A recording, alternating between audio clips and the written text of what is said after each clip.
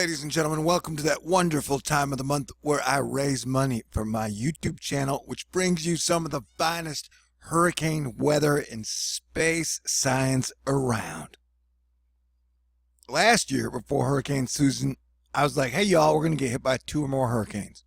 Boom, it happened. This year, before hurricane season, I was like, hey y'all, we're going to get hit by 2 more hurricanes. Boom, it happened. And then I put out this warning saying a bunch of crazy shit was going to happen from September 26th to November 1st. And guess what? Crazy shit's been happening everywhere. So you got a media uniformed to tell you, talk to you about politics nonstop all the time. You need guys like me up on that wall for you. It's true. You don't have to believe it. You can have your cognitive dissonance make you crap your pants and start pounding the down thumbs button and then call me names. That makes you feel better. Doesn't bother me at all. Because I know everybody's being primed to lose their minds.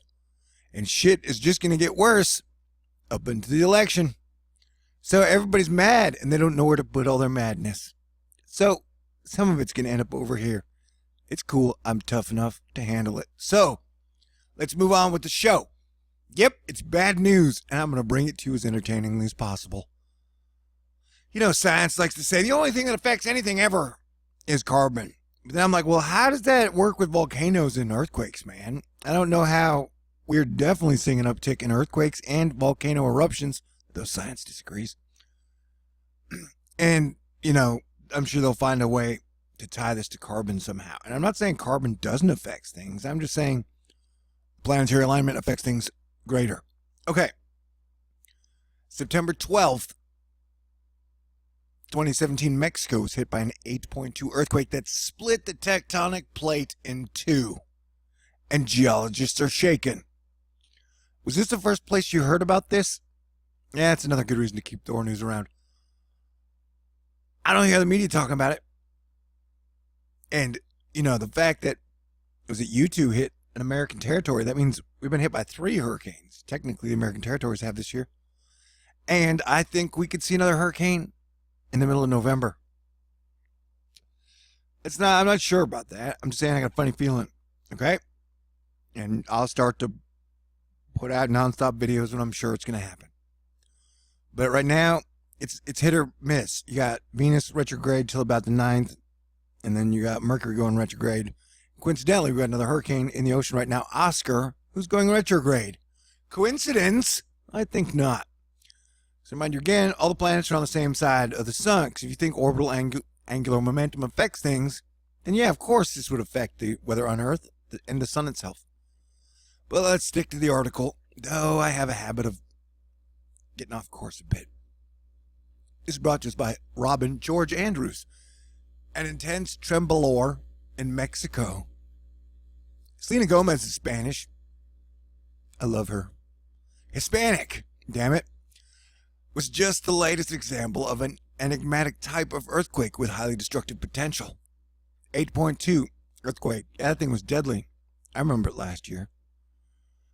It happened near the place where they found that Tower of Skulls. Yeah, because you got evil voodoo people on the planet who will build Tower of Skulls, which is gross and disgusting. But you can't defeat the Tower of Skulls with violence. At least that's what God told me. All right. So we know the 8.2 magnitude earthquake hit. While earthquakes are common enough in the region also has 2 erupting volcanoes as of right now, with Popocatépetl and Colima. And last year at this time, the volcanoes were not yet erupting. Interesting, isn't it? Oh yeah, I already read that shit. While earthquakes are common enough in this region, the powerful event wasn't any run-of-the-mill tremor. Well, good to know. Who runs in a mill anyways? Nobody nowadays, dude. Your vernacular's outdated. That's because part of the roughly 37 million mile, whoop, I stuck a million in there for no reason. Dang it. 37-mile thick tectonic plate responsible for the quake completely split apart, as revealed by a new study in Nature Geoscience. This event took place in a matter of tens of seconds, and it coincided with a gargantuan release of energy. If you think of it as a huge slab of glass This rupture made a big gaping crack. Oh, geez, says lead author Diego Melgar, an assistant professor of earthquake seismology at the University of Oregon. All indications are that it has broken through the entire width of the thing. Yeah, dude, earthquakes are powerful. And seeing as how I'd pointed out before that you had the New Madrid earthquake 8.2 happen, and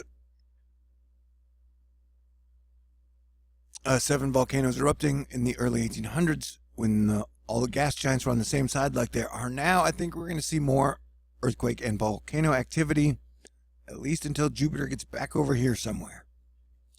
That is my guess. And man, my guesses have been so good. I got armies of haters who wish I weren't so awesome. Such colossal fragmentation events have been observed before in a handful of places around the world. And all these epic earthquakes have one thing in common. No one really knows how they happen.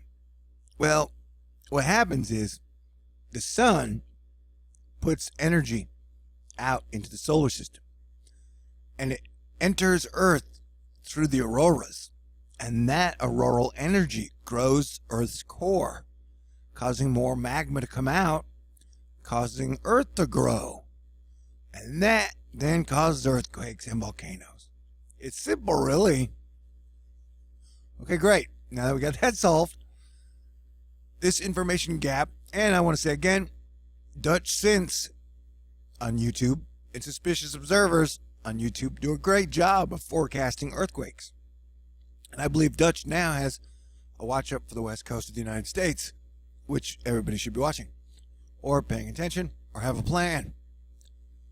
This information gap matters because huge populations from the west seaboard of the Americas to the eastern shores of Japan could be threatened by this enigmatic earthquake. Oh yeah, and then there was a big earthquake in Italy, and there have been there's an earthquake swarm there. Well, I got a microphone. What a great time to have a microphone problem. Great time to have microphone problems. Alright, I guess this video is finished. Maybe not. What the hell? Crap. I fixed it. Is anybody still with me? For one thing, the deep quakes can induce strong shaking over a wide area. I've had that happen. That can level plenty of multi-story buildings.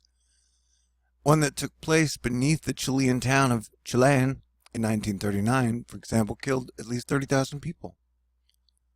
And when they happen near the ocean coastline, their destructive potential could be magnified.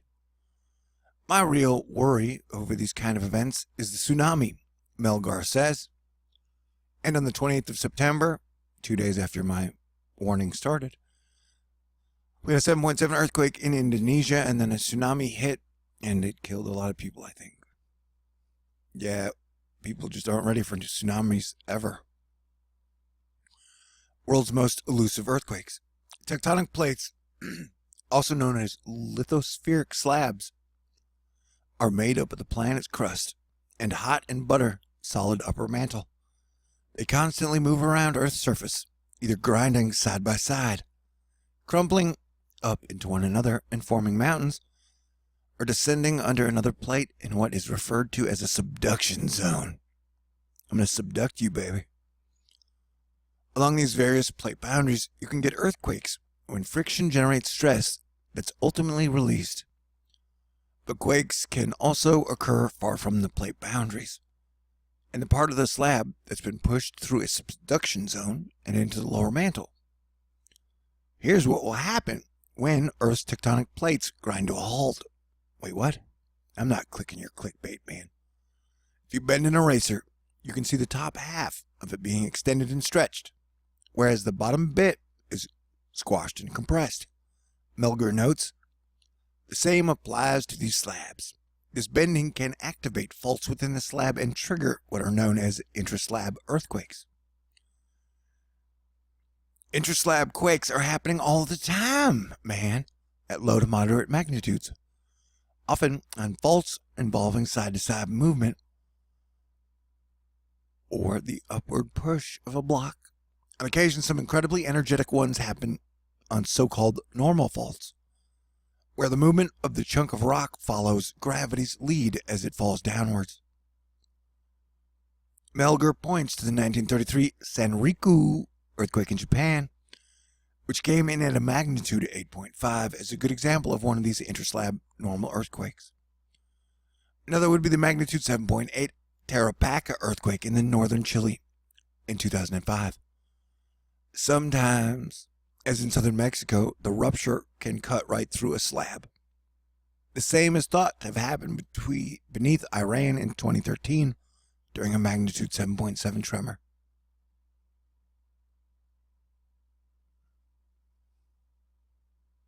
Man, this article's long. All right, I will link it for you. But yeah, earthquakes, they're the real deal, man. They will fudge your shiz up pretty bad. So yeah, I appreciate you for being here, learning about all this shit. I super appreciate you continuing to keep Thor News alive. And yeah, this month will probably be touch and go because everybody hates everybody, it seems like. I don't hate anybody. I ain't mad at anybody. Even all the people that, my haters, you guys make me awesomer. You do, and I appreciate that. Everything in life ends up a lesson. So, if you do want to contribute to all my awesomeness and all my selflessness of giving you guys all this great information all the time, I'll leave a PayPal link at the bottom of the information box, and I want you guys to stay cool. And hey, if it makes you feel better to down thumbs and call me a bunch of names, go ahead and do that too. I'm here to make you feel better and to make you smarter, cooler, and funnier when I can. Kick ass! I love you. God bless everyone. Stay cool. Live long and prosper. May the force be with you always. And yes, I think you're cute.